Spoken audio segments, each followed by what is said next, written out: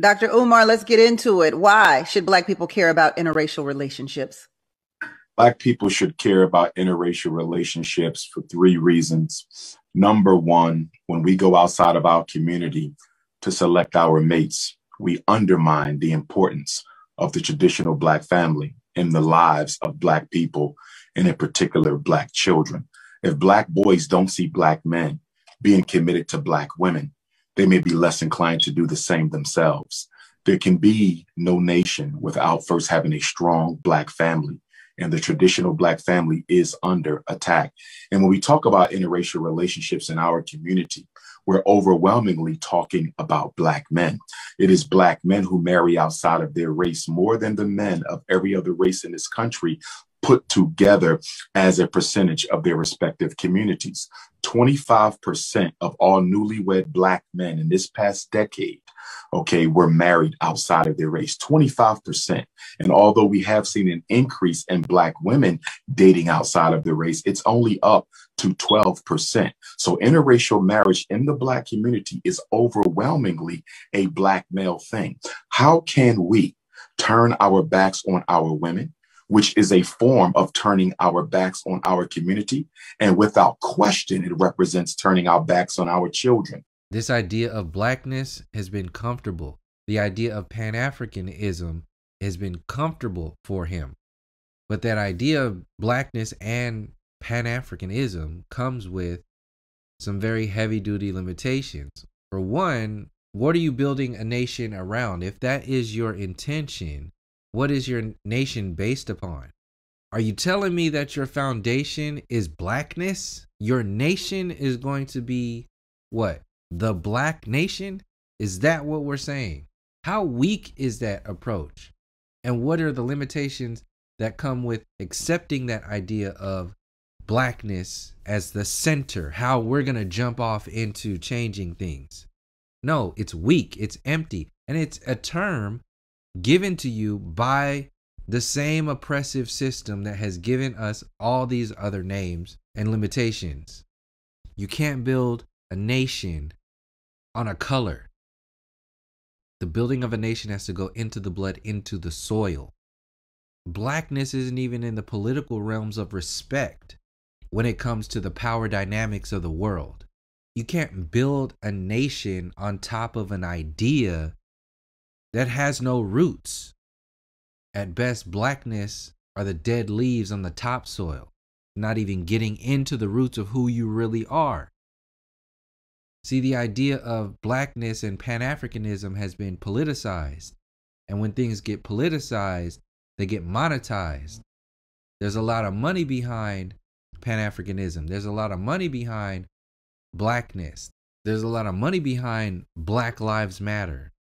These ideas, but these ideas are based upon limitation. So the foundation is weak. In fact, the foundation doesn't even exist. Where is your Blackness?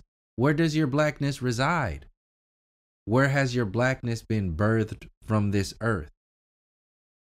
So nobody's going to get behind those ideas.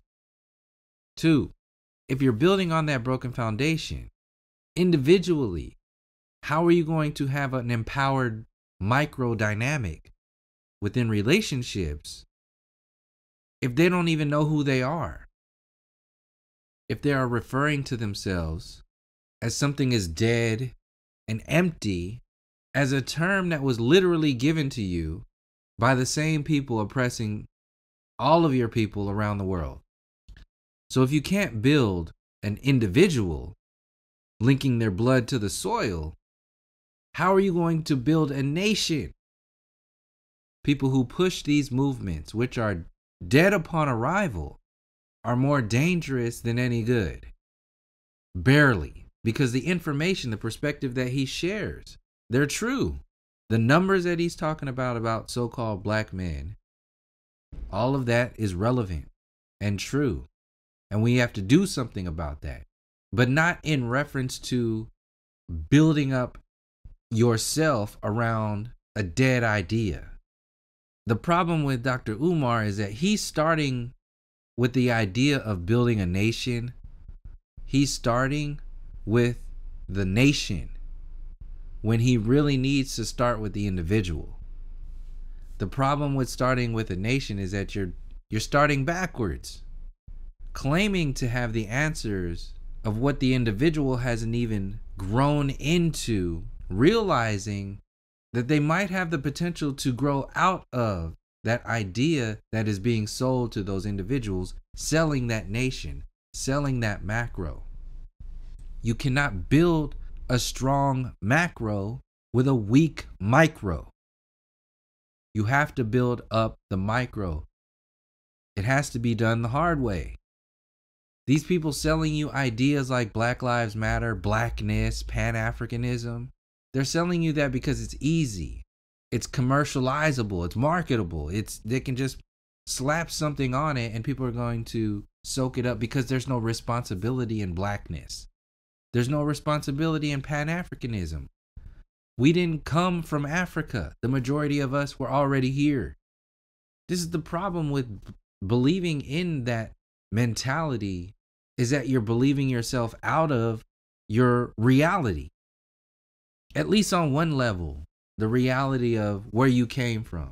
Because it's relevant, it matters to a degree. Like when Dr. Umar starts talking about family and building a nation, all true. But deal with the causes of the situation. Don't resort to shaming and guilting the people who are subjected to these cancers, to these diseases, these psychological diseases. It's not the people's problem who are subjected to this. You're dealing with shit that goes all the way back to childhood. You can't shame and guilt somebody who's dealing with issues that are outside of even their conscious awareness, that go all the way back to when they were in the womb. Before they were even born, we're dealing with the situation of racism. We're dealing with all the chemical imbalances that happen to the mother and the father, which affects the mother. All that shit that the parents have to deal with. The child is dealing with that at the same time. Chemically, it is literally building. It's the true foundation, the building blocks to what that baby, to become an adult, is going to grow into. This is the big issue that so-called white people don't realize when we're talking about true racism, not this discrimination or hurt feelings shit. I'm talking about systematic, chemical, psychological issues. I'm not going to get into that right now because I want to stay on subject, keep this short. But the idea of healing, repairing, building up stronger, the family, the so-called black family, can't be built around blackness. It sure as hell can't be built around this illusion of Pan-Africanism.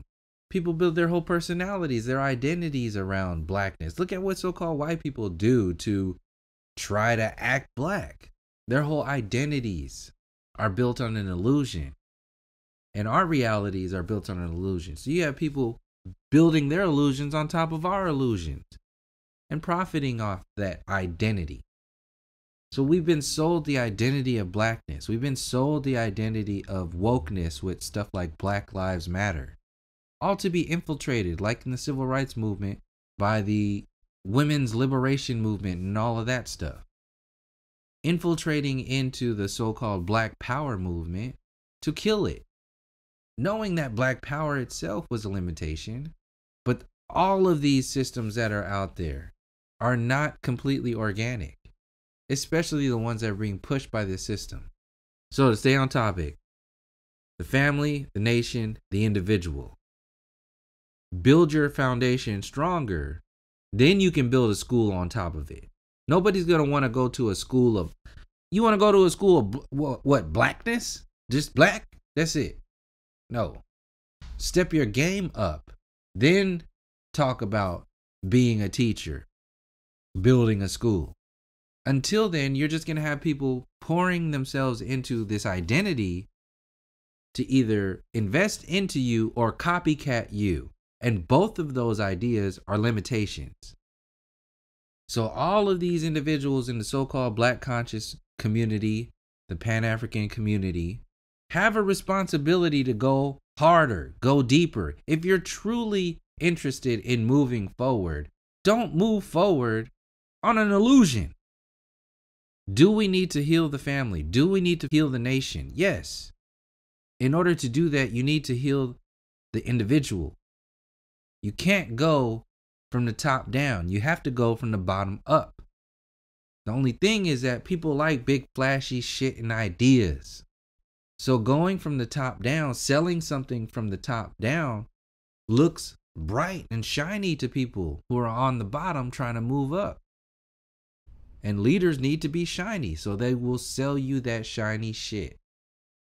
But if they try to sell you some dull shit like you need to work on yourself and find out where the fuck you came from, nobody wants to do that. They want somebody to do it for them.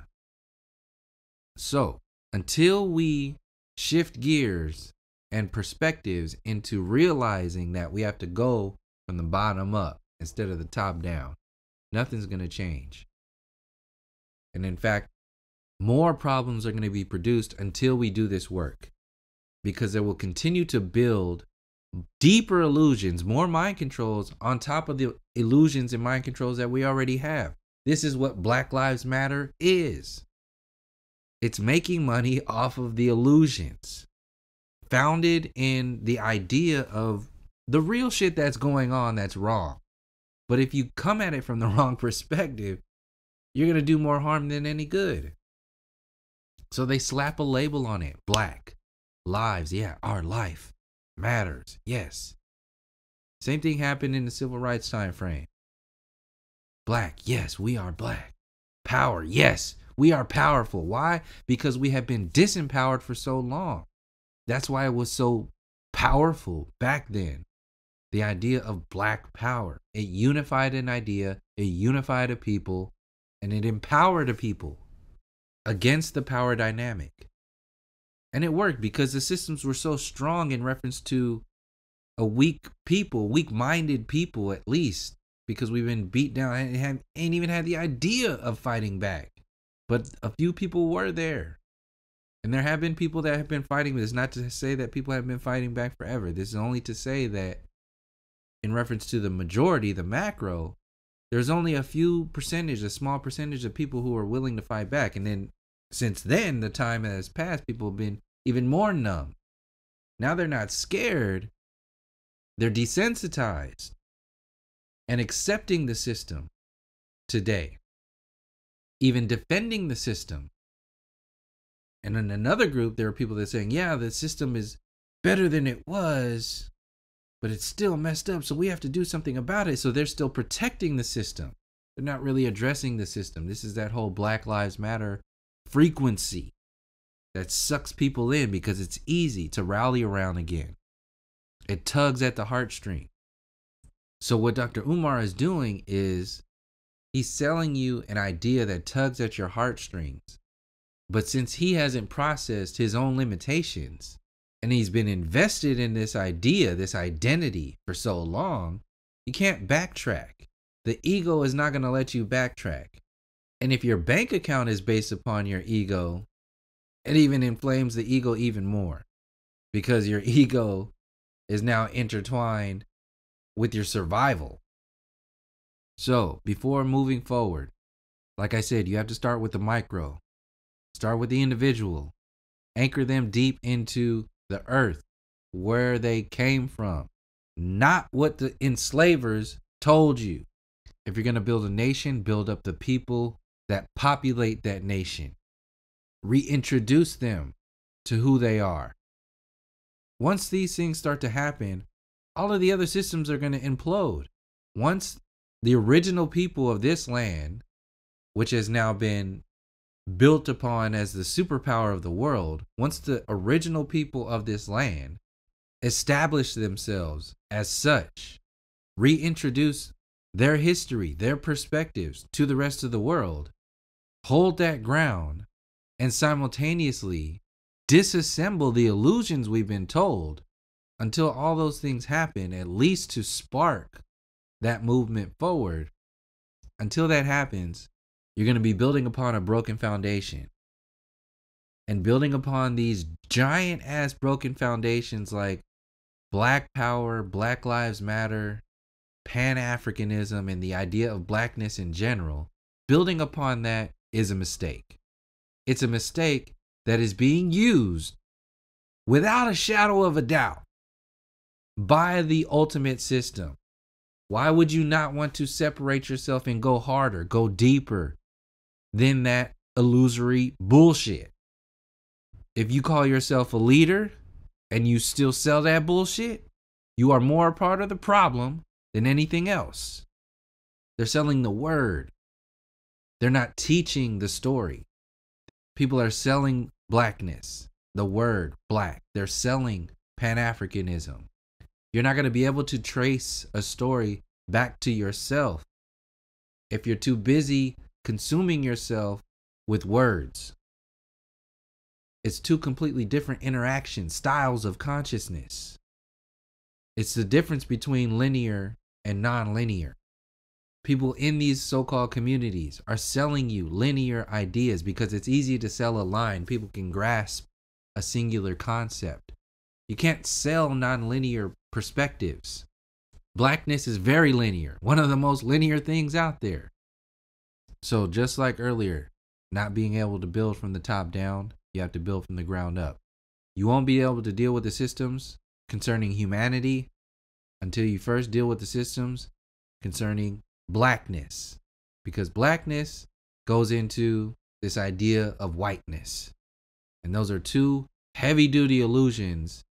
They're cracks in the foundation that are not going to allow you to get into a solid interpretation of this human story until you deal with them first. Empower the people and tell the so-called black men that the reason why we are attacked in full force so heavily is because our healing, our nation building is the biggest threat to this so-called superpower that has a death grip on the masses of the world. And you're not going to challenge that superpower. You're not going to address that threat coming from limited perspectives like blackness and Pan-Africanism. It sure as hell ain't gonna come from Black Lives Matter. They're all in the same limitation category. Break out of all that shit.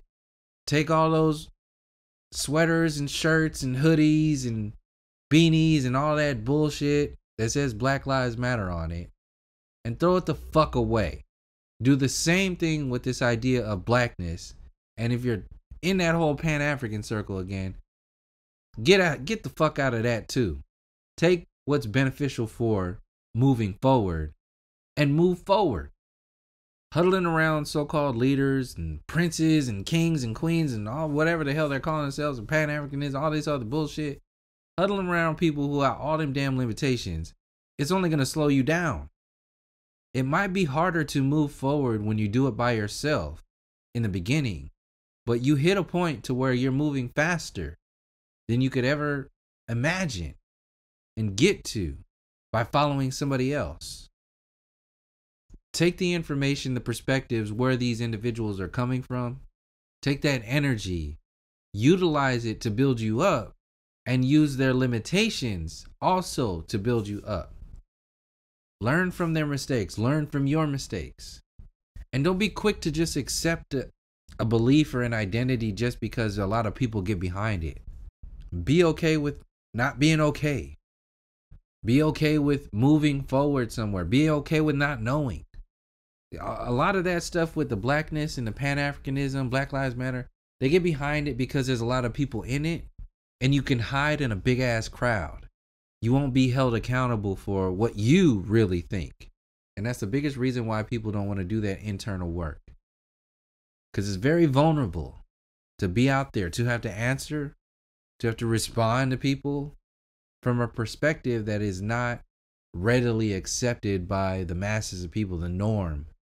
They don't want to deal with or tell people to deal with, sell the idea to deal with the individual empowerment. That's what will actually heal people, to bring them together in larger settings. So the distraction is to focus on, just like the nation, they're focusing on the relationship. Like I said, the top down from the bottom up. Well, the middle between the top and the bottom is the relationship. the interracial relationship discussion, that's where everybody gets held, right in the middle. In order to avoid the real movement towards nation building and healing, they keep the focus on and the blame and the shame and the guilt, and that's key because those are the control functions. In order to keep the distraction off of the true movement, which is the building up of the individual, which will build up the relationship, which will then build up the nation. To keep people from doing it in that order, they keep you shamed and guilt in the middle with your relationship and sell you into this flowery bullshit idea of a nation built on a broken foundation. But hey, it's a foundation and we just need something, right? That's where they get people, because when you're broken in your relationship and you're broken in your individual interpretations of reality, you just want something to be rallying around. So a broken foundation nation is better than nothing.